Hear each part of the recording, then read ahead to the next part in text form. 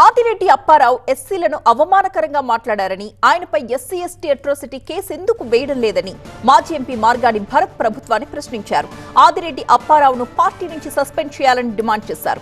ఎస్సీలపై ఆదిరెడ్డి అప్పారావుకు వ్యాఖ్యలకు వ్యతిరేకంగా రాజమండ్రిలో వైసీపీ నేతలంతా నిరసన తెలిపారు.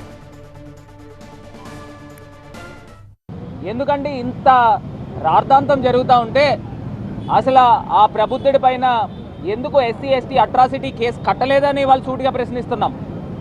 ఆ దళితుడిని ఏదైతే రోడ్డు మీదకి లాగి చిత్తగబాది హత్యాయత్నానికి గురి చేసినప్పుడు అక్కడ ఉన్న వ్యక్తులపైన నేను డిపార్ట్మెంట్లో ఫోన్ చేసి కనుక్కుంటే ఏమండి ఎస్సీ ఎస్టీ కేసు కట్టారని అంటే కట్టలేదనండి.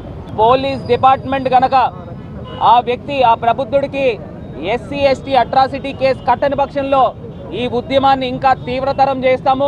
ఆదిరెడ్డి అప్పారావు అనే వ్యక్తి ప్రెస్ ముందరకు వచ్చి బేషరతుగా ఎస్సీ సామాజిక వర్గానికి క్షమాపణ చెప్పాలి. ఖచ్చితంగా దీనిపైన కేసు దర్యాప్తు చేసి కేసు నమోదు చేయాల్సిందిగా డిమాండ్ చేస్తూ ఉన్నాం.